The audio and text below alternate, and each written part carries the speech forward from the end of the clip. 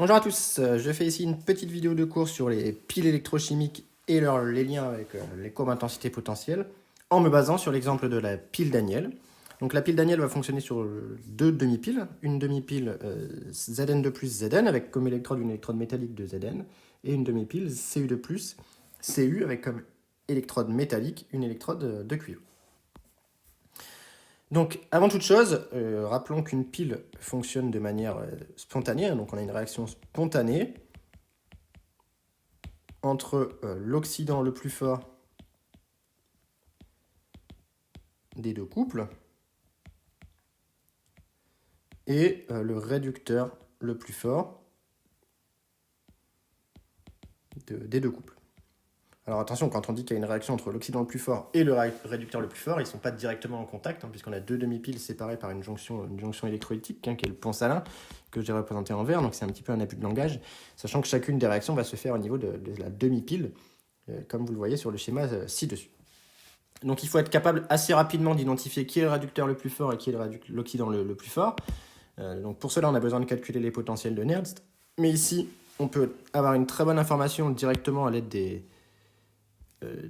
potentiels standards, puisque vous savez que les oxydants les plus forts sont ceux aux potentiels les plus élevés, et les réducteurs les plus forts sont ceux aux potentiels les plus faibles. Et donc dans l'exemple qui nous est donné, on a pour le couple Zn2 plus Zn, un potentiel qui est très négatif. Donc ici, on voit très bien que Zn est le meilleur réducteur.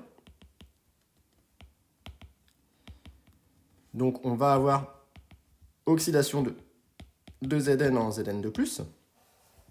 Donc ici, au contact du Zn, on va avoir Zn qui va donner Zn2+, avec des électrons qui vont donc ici quitter le circuit par le côté Zn.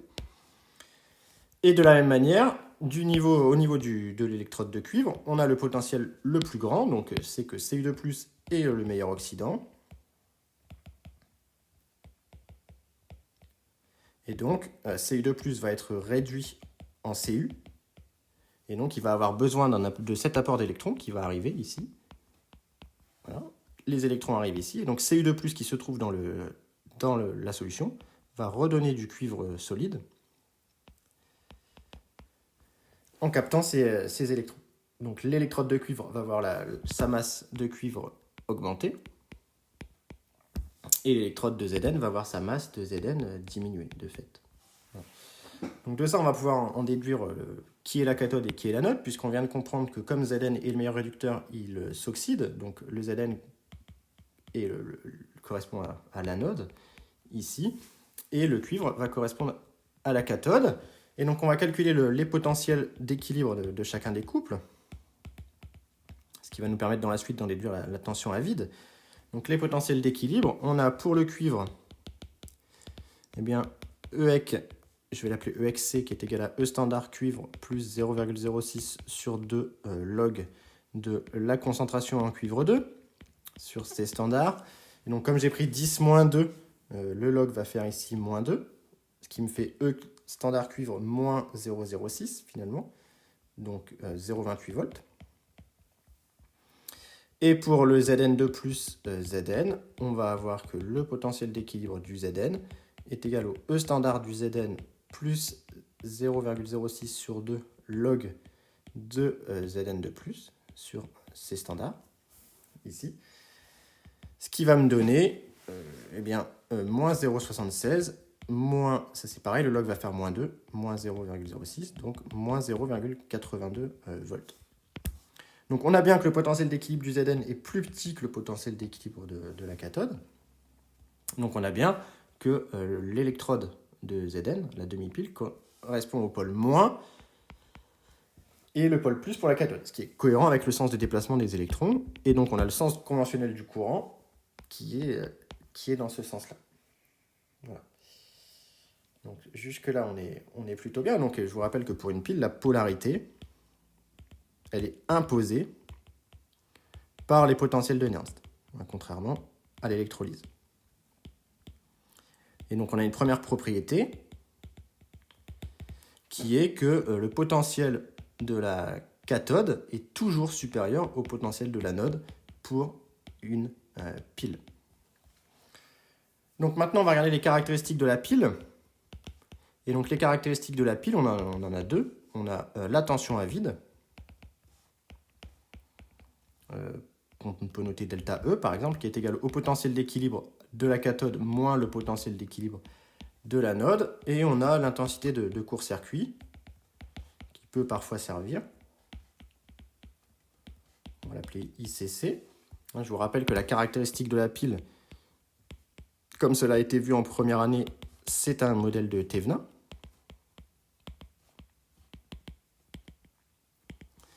Donc le modèle de Thevenin, il est tel que la pile est modélisée par un générateur de tension en série avec un résistor, une pile, ici, de manière électrique. C'est la même chose qu'un générateur idéal de F et ME, en série avec une résistance R, telle que la tension aux bornes de la pile, c'est E moins RI.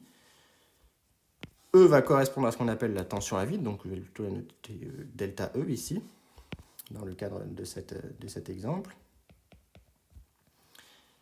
Et ensuite, on a donc une tension qui décroît avec une pente qui vaut moins R, ici. Et on a la valeur de l'intensité quand la tension est nulle, qui est ce qu'on appelle l'intensité de court-circuit. Voilà. Et donc, on va essayer de retrouver un petit peu ces valeurs sur les courbes intensité potentielle. Donc, sur les courbes intensité potentielle, qu'est-ce qui va se passer pour la pile? Eh bien, ici, il faut représenter les branches d'intérêt. Donc, on a vu que le potentiel d'équilibre pour le cuivre était à 0,28.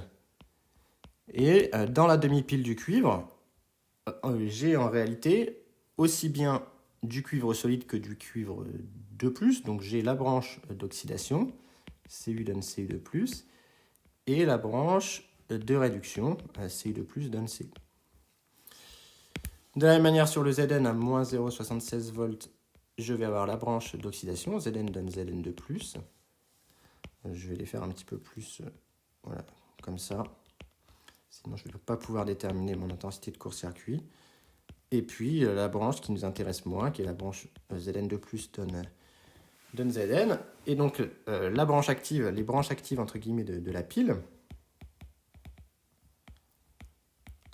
sont les branches d'oxydation et de réduction. Voilà, ce sont ces deux branches-là qui nous intéressent pour la pile.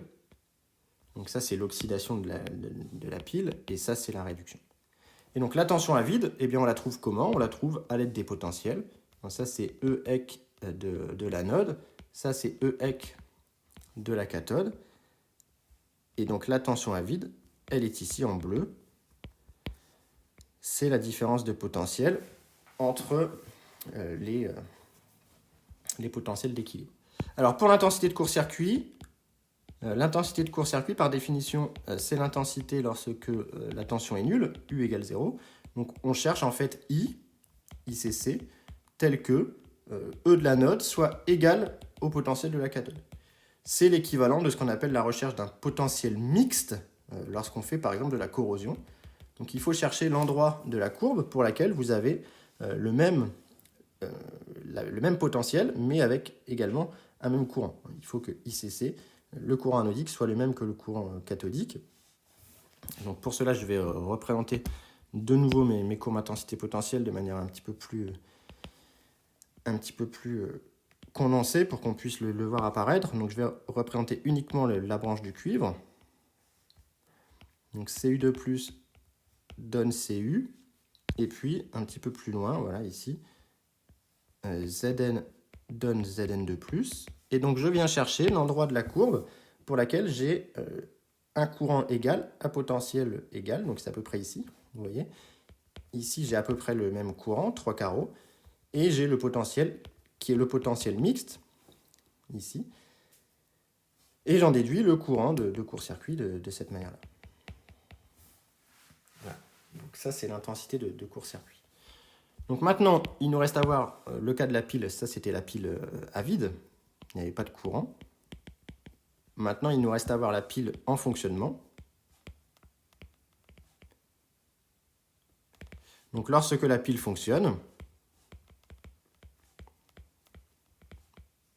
eh bien, il y a un courant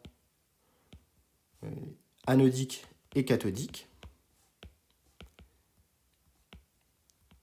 égaux en valeur absolue. Forcément, puisque c'est un circuit série.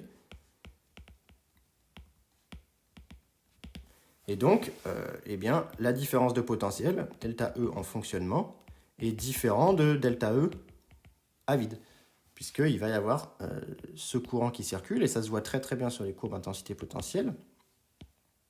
Donc de nouveau, je ne vais représenter que les branches actives, c'est-à-dire pour le cuivre, la branche de réduction, Ci2+, donne Cu, et pour le Zn, la branche d'oxydation, Zn donne Zn2+. On avait la tension à vide, qui était la tension entre les potentiels d'équilibre, qu'on a calculé tout à l'heure, moins 0,28 et moins 0,82 volts. Je me suis peut-être trompé tout à l'heure, j'ai mis moins 0,76, mais j'ai oublié de retrancher les 0,06. Donc ça, c'était le delta E à vide. Et maintenant, en fonctionnement, eh bien, je vais imposer un courant, par exemple I anodique ici. I cathodique doit être égal à moins I anodique, puisque c'est un circuit série. Et ça va me donner le potentiel de fonctionnement. Donc ça, c'est le potentiel de l'anode en fonctionnement. Et ici, même chose, je viens chercher voilà, le potentiel de la cathode en fonctionnement, ce qui me donne une tension de fonctionnement qui tient compte des surpotentiels, que je vais appeler delta E fonctionnement, qui est ici en rouge. Donc évidemment, plus je veux un courant important, maintenant si je veux un courant par exemple de 2 carreaux et demi, ici, eh bien je vais avoir de nouveau des potentiels qui vont se rapprocher un petit peu. Et donc là, j'aurai une tension de fonctionnement qui serait celle-ci. Et donc finalement, on a donc delta E de fonctionnement qui est égal à delta E à vide, auquel je dois retrancher moins, eh bien je dois retrancher le surpotentiel qui m'a servi à l'anode, et je dois ajouter le surpotentiel de la cathode. Donc ce que j'appelle les surpotentiels à l'anode et à la cathode, eh bien, par exemple dans le cas violet, c'est cette partie-ci, c'est un surpotentiel qui me permet d'avoir le courant I, moins le surpotentiel ici qui me permet d'avoir à la cathode le courant I. Voilà. Donc ça, c'est ce que j'appelle en noir, on ne voit plus grand-chose, mais les surpotentiels anodiques et cathodiques. Enfin, comme on l'a vu, avec le Thévenin, eh bien, il faut aussi compenser la chute ohmique. Donc, en réalité, la chute ohmique, c'est U ohmique égale RI. Donc, en réalité, la tension de fonctionnement de la pile est donnée par 3 contributions. Donc, delta E fonctionnement, c'est donné par delta E à vide, moins état A moins état C, moins la chute ohmique qui est R fois grand I. Donc ici, vous avez la tension à vide. Ici, vous avez la différence de tension due au fait qu'on appelle un courant. Et là, vous avez la chute ohmique. Donc là, c'est à vide. Là, c'est appel de courant. Différents de zéro. Et ici, c'est la chute ohmique, c'est le dipôle électrique. Donc on aura toujours, pour une pile, évidemment, une tension de fonctionnement qui est plus petite que la tension à vide que l'on peut calculer par Nernst. Donc il faut être bien vigilant là-dessus. Quand on vous demande quelle est la tension de fonctionnement de la pile, eh bien il faut faire attention. La tension de fonctionnement n'est jamais égale à la tension à vide, puisqu'il faut rajouter les surpotentiels qui me permettent d'avoir le courant que je souhaite obtenir. Le courant que je souhaite obtenir, je l'obtiens graphiquement, comme vous l'avez vu dans les exercices qu'on a corrigés en vidéo. Quand on cherche à obtenir un certain courant, il suffit de le reporter sur la courbe intensité potentielle. Et il ne faut pas oublier de retrancher la chute ohmique, puisque voilà, ce qu'on calcule, nous, c'est E plus RI. Donc il faut le retrancher pour avoir uniquement la tension de la pile. Donc voilà pour cette vidéo un petit peu de bilan sur les piles. J'espère que c'était clair. Et s'il y a des questions, mettez-les en commentaire.